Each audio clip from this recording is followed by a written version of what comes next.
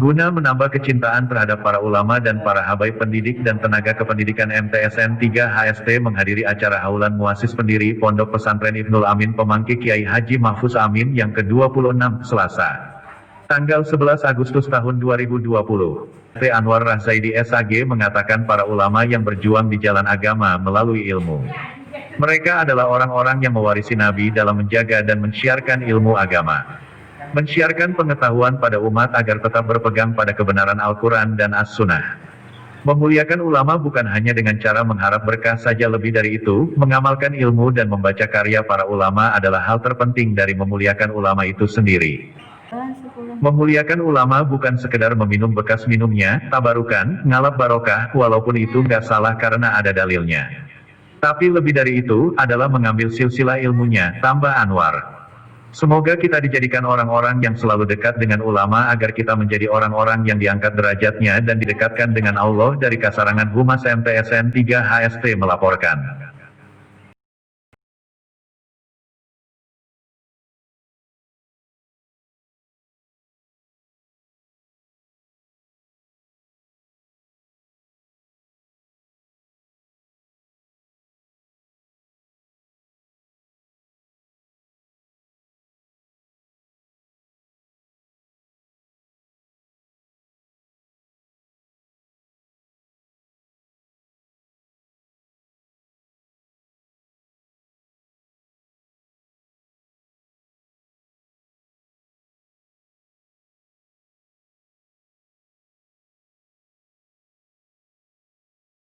Hadirin hadirat sekalian yang dimuliakan Allah Subhanahu wa taala, haul merupakan sarana untuk mengungkapkan rasa cinta dan penghormatan yang tinggi sekaligus mengenang jasa dan amal Kiai Haji Mahfuz Amin. Hendaknya ini menjadi momentum bagi kita untuk meneruskan cita-cita beliau dengan meneladani perilaku mulia beliau dalam mengabdikan diri kepada masyarakat melalui pengembangan pendidikan pondok pesantren dan syiar keagamaan. Hadirin hadirat sekalian yang dimuliakan Allah Subhanahu wa taala, dalam kesempatan pagi ini saya ingin juga menyampaikan bahwa kita masih berjibaku dengan situasi krisis pandemi COVID-19 atau yang biasa disebut di masyarakat virus corona. Virus corona ini melanda bukan saja negeri kita tetapi seluruh dunia. Tentu ini merupakan cobaan bagi kita semua, dan tentu kita berharap dengan acara-acara keagamaan, dengan kita bisa berkumpul bersama sehingga kita bisa berdoa, dan insya Allah mudah-mudahan virus corona ini dapat segera diangkat dari bumi kita ini. Hadirin hadirat sekalian yang dimuliakan Allah Subhanahu wa taala, akhirnya saya atas nama pemerintah daerah Kabupaten Hulu Sungai Tengah mengucapkan selamat melaksanakan haul yang ke-26 Kiai Haji Mahfuz Amin. Dan mari kita bersama-sama kita doakan, insya Allah beliau mulia di sisi Allah Subhanahu wa taala. Dan semoga kita semua yang berhadir dalam haul kali ini mendapatkan berkah dari Allah Subhanahu wa taala. Hadirin hadirat sekalian yang dimuliakan Allah Subhanahu wa taala, kiranya demikian yang bisa ulun sampaikan dalam sambutan di acara haul ini. Salah hilapnya ulun mohon maaf, atas perhatiannya ulun ucapkan terima kasih yang sebesar-besarnya. Wallahul muwaffiq ila aqwamit thariq, wabillahi taufik wal hidayah. Wassalamualaikum warahmatullahi wabarakatuh.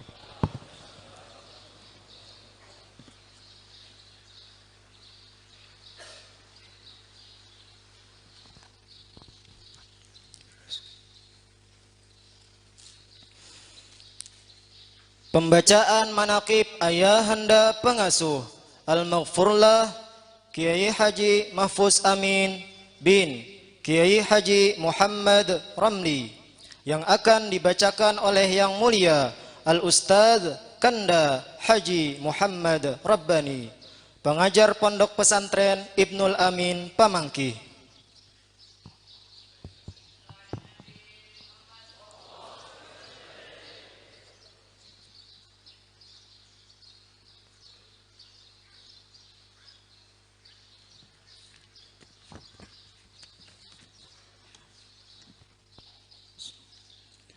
Assalamualaikum warahmatullahi wabarakatuh.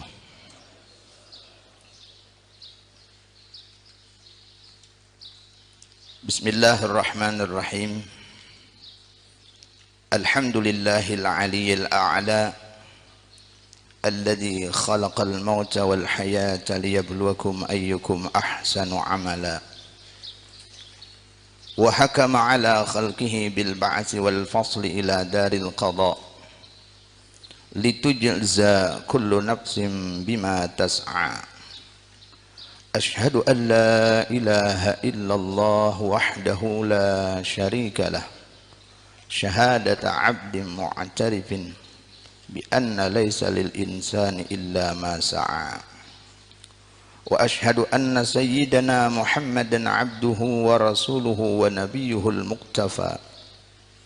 Allahumma salli wa sallim وبارك وكرم على سيدنا محمد وعلى آله وأصحابه والتابعين وتابعهم إلى يوم الجزاء. Para habaib, para alim ulama, para asatid, para guru-guru agama, para talabah, para hadirin, izinkanlah Al-Fakir untuk membacakan manaqib atau riwayat hidup dari kakeknya, ayahnya Kiai Al-Hajj Al-Maghfurlah Mahfuz Amin bin Kiai Al-Hajj Muhammad Ramli bin Kiai Al-Hajj Muhammad Amin, dari kumpulan kebaikan pribadi beliau. Untuk selanjutnya mudah-mudahan dapat kita teladani kebaikannya, kita jaga apa yang telah ditinggalkannya, dan kita teruskan perjuangannya sampai kapanpun. Amin ya rabbal alamin. Tuan Guru Kiai Al-Hajj Mahfuz Amin bin Tuan Guru Haji Muhammad Ramli bin Tuan Guru Haji Muhammad Amin bin Abdullah adalah putra pertama dari 9 bersaudara, pasangan dari Tuan Guru Al-Hajj Muhammad Ramli dengan Hajjah Sabariyah. Beliau dilahirkan di Pamangkih pada malam Selasa tanggal 23 Rajab tahun 1332 Hijriah, bertepatan pada tahun 1914 Masehi di rumah orang tuanya. Beliau diasuh dan dibesarkan di bawah pengawasannya sehingga menjadi orang yang mulia dan berjasa. Pendidikan beliau, Al-Maghfurlah pertama kali dididik dan dibesarkan di tengah-tengah keluarga yang taat beragama. Sebab orang tua beliau yang bernama Tuan Guru Al-Hajj Muhammad Ramli adalah ulama yang berpengaruh dan dikenal mempunyai ilmu agama yang dalam. Tidak heran kalau di Pamangkih orang tua dari Tuan Guru Al-Hajj Muhammad Ramli, yaitu Tuan Guru Haji Muhammad Amin, dikenal dengan sebutan Tuan Guru Besar. Sedangkan Tuan Guru Al-Hajj Muhammad Ramli dikenal dengan Tuan Guru Tuha. Karena di tangan beliaulah kata putus dalam berbagai persoalan, baik yang menyangkut bidang agama maupun problem sosial kemasyarakatan lainnya. Dalam usia 6 tahun, Al-Maghfurlah sudah selesai belajar Al-Quran tahap pertama. Di bawah pengajaran langsung orang tua beliau. Pendidikan formal beliau tempuh di Volskol selama 3 tahun di Pamangkih, dan kemudian dilanjutkan Volskol selama 2 tahun di desa Benua Kupang. Selainnya itu beliau tidak pernah belajar di sekolah formal lainnya. Untuk selanjutnya beliau menempuh pendidikan non formal berupa pengajian agama yang diberikan oleh orang tua beliau sendiri, di samping mengikuti pengajian dengan Tuan Guru Al-Hajj Hasbullah bin Tuan Guru Haji Abdul Rahim dekat Masjid Jami Pemangki. Selain itu beliau juga belajar dengan Tuan Guru Al-Hajj Muhammad Ali Bayanan dan Tuan Guru Al-Hajj Mukhtar di Desa Nagara, Kabupaten Hulu Sungai Selatan. Berangkat ke Tanah Suci pada tahun 1938 Masehi saat berusia 24 tahun. Sesudah beliau menikah dengan seorang perempuan yang bernama Saudah, putri dari Tuan Guru Al-Hajj Muhammad Arsyad di Desa Kalibaru, Kecamatan Batu Banawa, Kabupaten Hulu Sungai Tengah. Pada tahun itulah oleh mertua beliau, yakni Tuan Guru Al-Hajj Mahfud Amin beserta istri diberangkatkan ke Tanah Suci Mekah untuk menunaikan ibadah haji seraya memperdalam ilmu pengetahuan agama.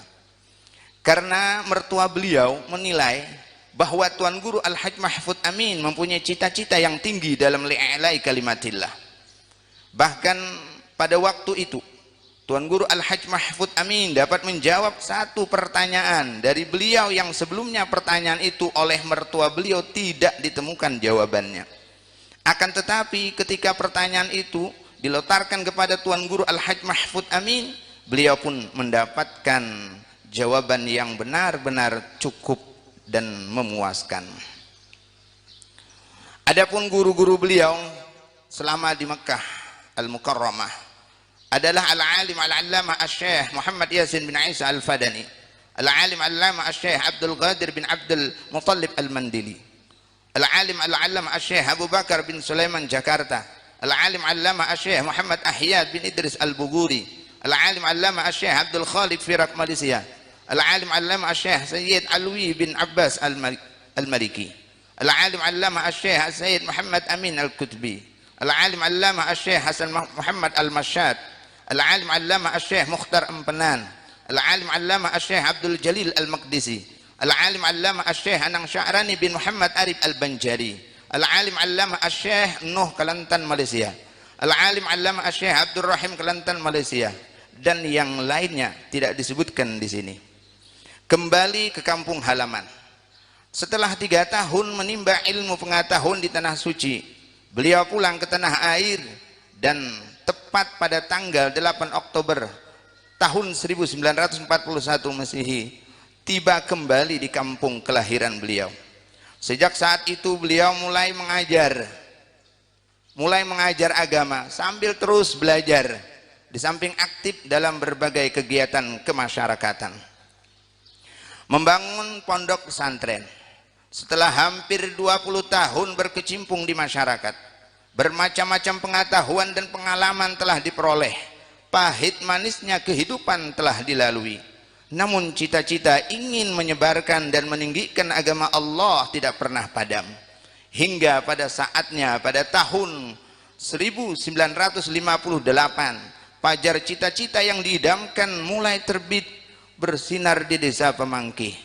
Lembaran-lembaran kitab kuning yang mulai sirna kembali cerah dengan berdirinya sebuah pondok pesantren yang bernama Ibnul Amin. Nama ini diambil dari nama kakek beliau yang bernama Tuan Guru Al-Hajj Muhammad Amin. Di samping sebagai tafaulan atau kesan yang baik dari makna Al-Amin itu sendiri, yaitu jujur dan dipercaya. Dengan harapan mudah-mudahan generasi yang dididik di Ibnul Amin menjadi generasi yang jujur dan dipercaya. Ada beberapa hal yang mendorong Kiai Al-Hajj Mahfud Amin membangun pondok pesantren ini. Di antaranya wasiat orang tua beliau sendiri, yakni Tuan Guru Al-Hajj Muhammad Ramli bin Tuan Guru Haji Muhammad Amin, di mana kata beliau yang sering ditirukan oleh Al-Maghfurah Kiai Haji Mahfud Amin, ikam di dalam menghadapi pelajaran agama, apalagi kuncut pada aku sama aku haja jangan. Ikam harus berpikir bagaimana caranya agar pelajaran agama lebih maju daripada apa yang sudah ada sekarang ini. Yang kedua, wasiat dari guru beliau, yaitu Kiai Al-Hajj Abu Bakar bin Sulaiman Tambun, Jakarta. Pada ketika berkunjung dan bersilaturahmi ke desa Pemangkih, dan beliau melihat banyak lahan yang kosong, maka dengan tegas Kiai Al-Hajj Abu Bakar bin Sulaiman Tambun, Jakarta berkata agar supaya dibangun pondok sekalipun dengan seada-adanya atau sesederhana mungkin. Yang ketiga, pengalaman beliau ketika berada di Mekah Al-Mukarramah, di mana beliau sering menerima masukan-masukan dan cerita-cerita tentang pondok pesantren dari teman-teman beliau yang berasal dari Pulau Jawa dan Sumatera. Dengan didahului musyawarah bersama murid-murid beliau yang ada pada waktu itu sebanyak 17 orang, maka dicapai kata sepakat agar cita-cita yang mulia ini cepat terlaksana. Maka disepakatilah dengan masing-masing mengusahakan 5 belik padi yang hasil penjualannya dibelikan bahan-bahan bangunan. Dengan modal tersebut tadi, sehingga bisa dibangun 2 buah asrama yang sangat sederhana, masing-masing berukuran 3,5 meter kali 15,5 meter dengan kapasitas 6 kamar. Ditambah dengan sebuah bangunan kecil yang difungsikan sebagai dapur tempat santri memasak. Inilah bangunan yang pertama kali, dan alhamdulillah sebagian bangunan itu sampai sekarang masih dapat kami lestarikan. Tidak berhenti sampai di situ, pada tahun 1975 beliau juga membangun pondok pesantren putri untuk mencetak kader-kader muslimah yang solehah. Karena pada waktu itu beliau melihat ketertinggalan kaum wanita dalam pendidikan agama. Padahal peran mereka tak kalah pentingnya, sebab merekalah guru pertama dalam keluarga yang turut mewarnai kualitas generasi masa depan. Keulitan beliau, Al-Maghfurlah, adalah sosok pribadi yang tidak pernah menyerah dalam berjuang, baik dalam masalah pendidikan maupun dalam menyebarkan ilmu pengetahuan dan pikiran-pikirannya. Kelebihan beliau terletak pada ketekunan dan kerajinan dalam mengulang kaji sendiri atau mutalaah, di samping sangat menghargai waktu. Walau di tengah kesibukan beliau dalam bekerja, karena tenaga dan waktu beliau hampir semua tercurah pada pembangunan dan memajukan pondok pesantren yang beliau asuh, namun tidak berarti tertutup kesempatan untuk menulis 1-2 buku untuk menunjang pelajaran di pondok beliau. Terbukti ada 3 karya tulis beliau, 1 yang menjadi pokok bahkan yang pertama kali harus dipelajari santrinya, ialah kitab tasrif atau yang dikenal dengan tasrifan.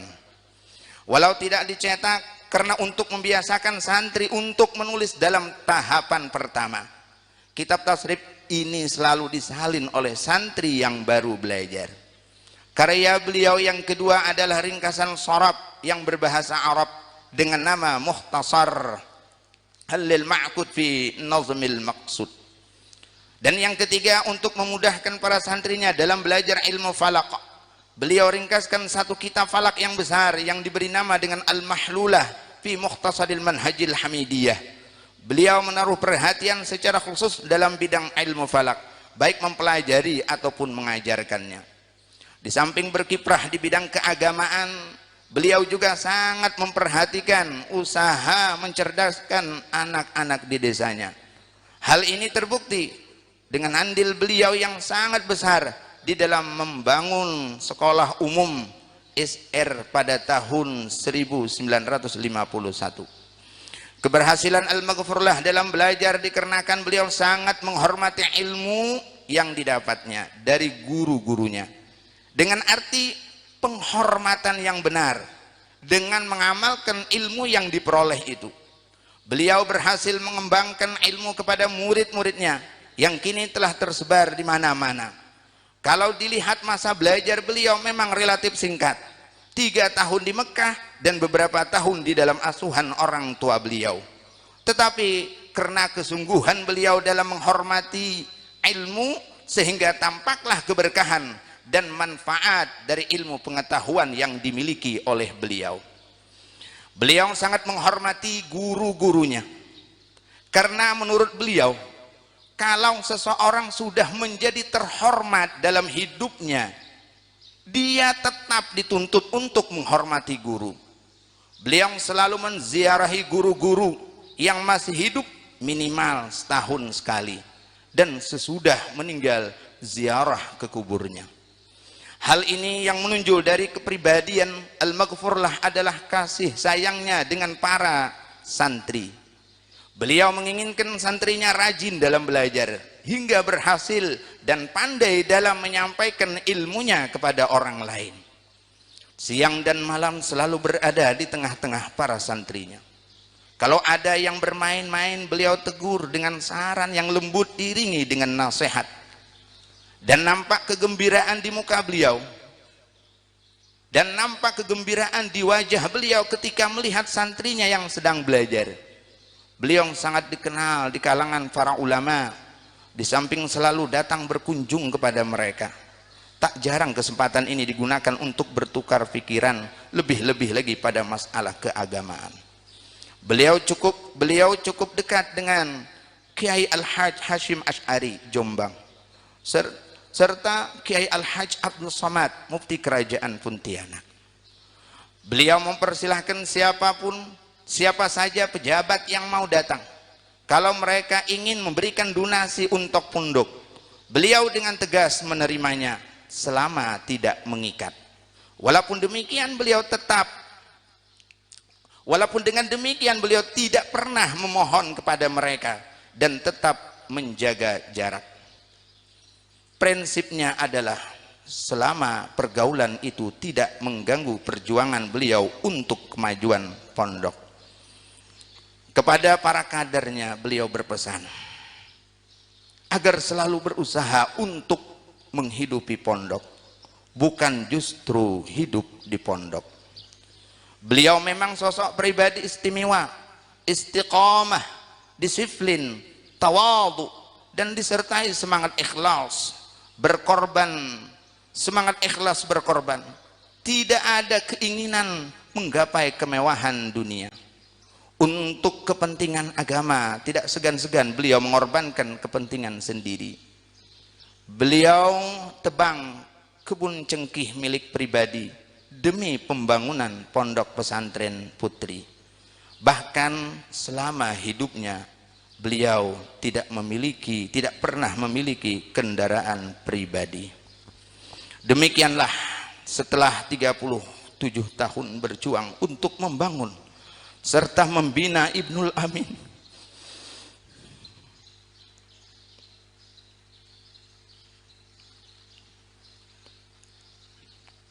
dan santri-santrinya, hari demi hari lembaran hidupnya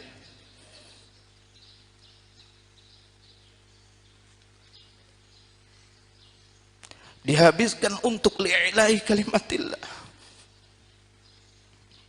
hingga usia senja berpulang ke rahmatullah. Keuzuran tampak bertambah, sakit paru-paru beliau makin hari makin parah, meskipun pengobatan secara intensif selalu diupayakan dari Rumah Sakit Islam Banjarmasin, Surabaya, bahkan sampai ke Jakarta. Sampai pada saatnya pada hari Ahad jam 8.45 tanggal 21 Zulhijjah tahun 1415 Hijriah bertepatan dengan 21 Mei tahun 1995 Masehi, beliau menghembuskan nafas terakhir berpulang ke hadrat Allah Subhanahu wa ta'ala.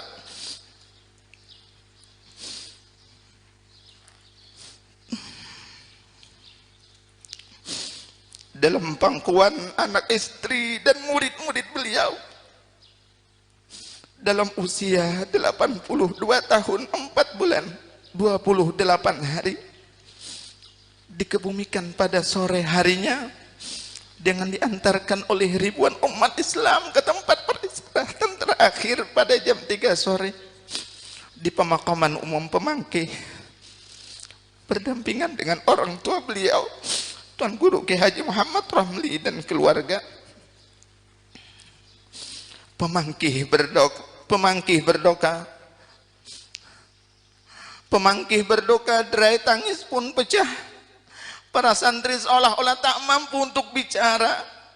Masyarakat terpana karena ditinggal oleh sang panutan yang sangat berjasa untuk selama-lamanya. Beliau meninggalkan sesuatu yang sangat berharga untuk diteruskan, dipelihara dan dijaga oleh generasi berikutnya. Terlalu mahal rasanya untuk ditinggalkan, terlalu sayang kenangan itu untuk dilupakan. Semoga Allah menerima segala amal usaha beliau, amin ya rabbal alamin. Hadanallah wa yakum ajma'in. Assalamualaikum warahmatullahi wabarakatuh.